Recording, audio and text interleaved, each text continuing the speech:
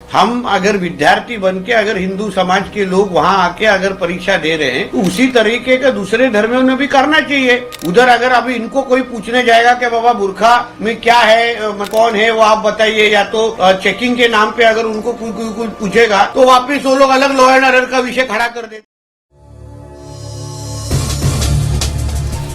आज हमारे साथ डॉक्टर असलम वाली साहब, आज हम उस विषय पे बात करना चाहेंगे जिसमें कि बीजेपी के एक कैबिनेट मिनिस्टर है नीतीश राणे, जो काफ़ी चर्चा में रहते हैं। इस वक्त भी वो एक स्टेटमेंट के वजह से काफ़ी चर्चा में। हाल ही में नीतीश राणे ने एजुकेशन मिनिस्टर को एक लेटर लिखा है, एक खत लिखा है, जिसमें कि बुर्खा या हिजाब के बारे में उसमें उल्लेख किया गया है।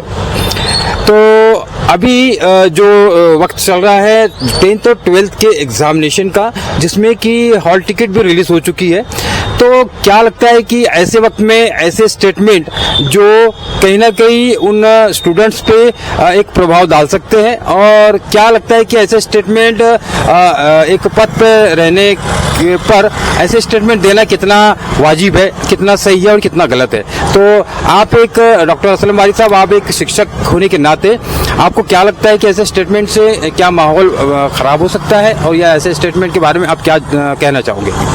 देखिए, ऐसा है कि नीतीश राणे जी जो है वो महाराष्ट्र के कैबिनेट में मत्स्य और बंदरगाह मंत्री है।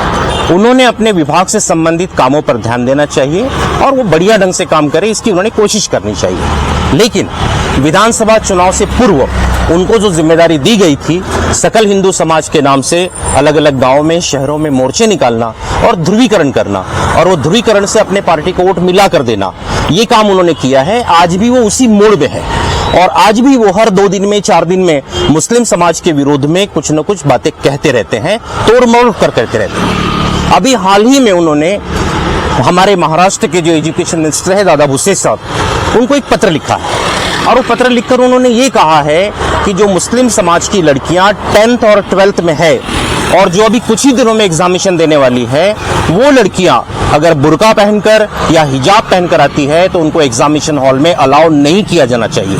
ये बहुत ही गलत और खतरनाक प्रकार का स्टेटमेंट है। उन्हें अगर ये बात करनी थी तो वो अपने मंत्रिमंडल में करते, सरकार से कोई निर्णय करवा लेते, लेकिन उन्होंने मीडिया में ये बात कही है। उन्हें कुछ लोगों को खुश करने के लिए, अपनी पब्लिसिटी पाने के लिए ये काम किया है, लेकिन इसका दुष्परिणाम ये है कि जो बच्चियां हिजाब वाली है, बुर्के वाली है, वो बच्चियां और उनके माँ बाप बहुत टेंशन में है, बहुत परेशानी में है। उन्होंने साल भर मेहनत की है, उन्हें ये लगता है कि उन्हें एग्जामिनेशन देने का मौका मिलेगा या नहीं मिलेगा। याद रखिए, आज के दौर में टू मच कंपटीशन होता है, एक एक मार्क से लोगों की तकदीरें बदल जाती है, नसीब बदल जाता है, एडमिशन मिलाने में तकलीफ होती है। मुझे ये लगता है कि नीतीश राणे साहब जो बार बार एंटी मुस्लिम भूमिका लेते हैं, उसी साजिश का, मुस्लिम द्वेष का ये पार्ट है, और वो जानबूझकर मुस्लिम समाज की लड़कियां बुर्के वाली, हिजाब वाली अपने अच्छे नंबर न लेने पाए, वो एजुकेशन में पीछे रह जाए, वो एजुकेशन न देने पाए, इस मंशा से उन्होंने ये स्टेटमेंट दिया होगा, ऐसा मुझे लगता है। जहां तक बात अगर है ये स्टेटमेंट, तो उन्हें सरकार में बात करनी चाहिए थी, और ये बहुत सालों से चल रहा है। भारत का संविधान हर किसी को अपने धार्मिक आजादी की मान्यता देता है, अपनी धार्मिक संस्कृति की मान्यता देता है। जहां तक मुस्लिम समाज की बात है, मुस्लिम महिलाओं की बात है, तो मुस्लिम महिलाओं को अपनी संस्कृति के हिसाब से क्या पहनना, क्या रहना, कौन सी भाषा अपनाना, इसका अधिकार दिया है।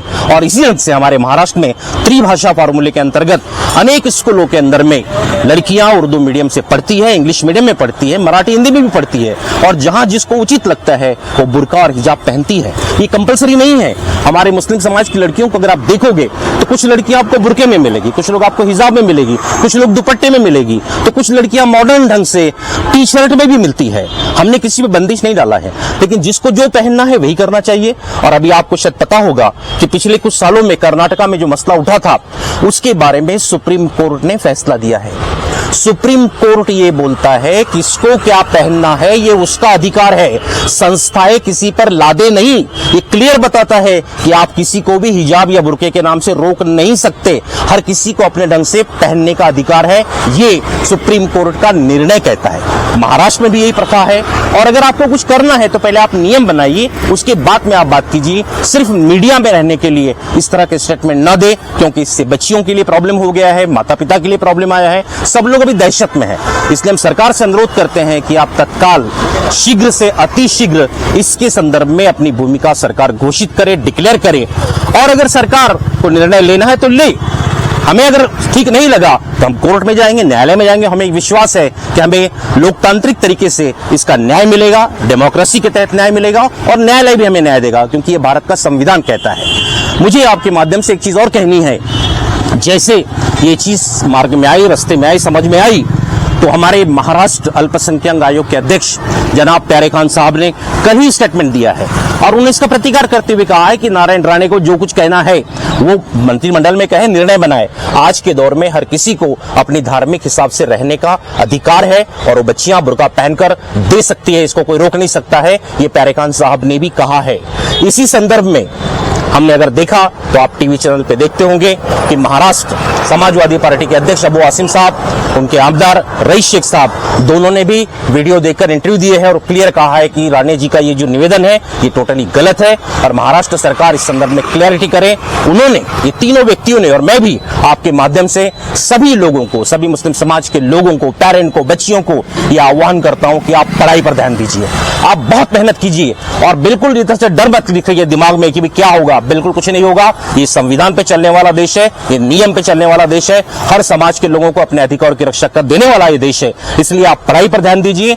जो बात सरकार से मनवाने की है, कोई नियम की बात है, तो डेमोक्रेसी में रहने वाले विभिन्न पक्ष आपके साथ खड़े हैं, सामाजिक लोग आपके साथ खड़े हैं, हम वो लड़ाई लड़ लेंगे। आप पढ़ाई पर ध्यान दीजिए। और ये जो लोग हैं ये सिर्फ मीडिया में बने रहने के लिए इस प्रकार के हथकंडे अपनाते हैं। मैं सभी पार्टियों के, जो अपने आप को कथित धर्मनिरपेक्ष कहते हैं, वो सभी पार्टियां, चाहे कांग्रेस हो, चाहे एनसीपी हो, उसके दोनों घटक, या शिवसेना हो, या बीजेपी का अल्पसंख्यक मोर्चा हो, मैं आपके माध्यम से सभी लोगों को यह आह्वान करता हूं कि आप तत्काल अपने अपने पार्टी की भूमिका घोषित करें। और संविधान ने जो अधिकार दिए है, सिर्फ संविधान बचाओ ये बोलने से नहीं होता है, संविधान के हक में नारे लगाने से नहीं होता है। रियलिटी ग्राउंड गोल पे आपको जो लोग पीड़ित हो रहे हैं उनके साथ खड़ा होना पड़ेगा। तो सभी लोगों की जिम्मेदारी है, सभी पार्टियों की जिम्मेदारी है, आप सब क्लियर अपनी भूमिका स्पष्ट करें। और जहां तक समाज की बात है, बुद्धिजीवियों की बात है, हमारी बात है, हम ये लड़ाई जरूर लड़ेंगे। और आपके माध्यम से फिर से कहूंगा कि नारायण राणे जी को सरकार के काम पर ध्यान देना चाहिए। मुस्लिम समाज के संदर्भ में वक्तव्य देकर समाज में गैरसमझ पैदा करना, यहां पर मतभेद पैदा करना, ध्रुवीकरण करना, ये नीति को आपने छोड़ देना चाहिए। ठीक है डॉक्टर साहब, आपका बहुत बहुत शुक्रिया। आपने हमारे सच 24 चैनल पर आके अपना मत दिया है, और लगता है कि आपने जो बताया है इसके ऊपर सरकार ध्यान देंगी, और ऐसे स्टेटमेंट पर सरकार रोक लगाएंगी।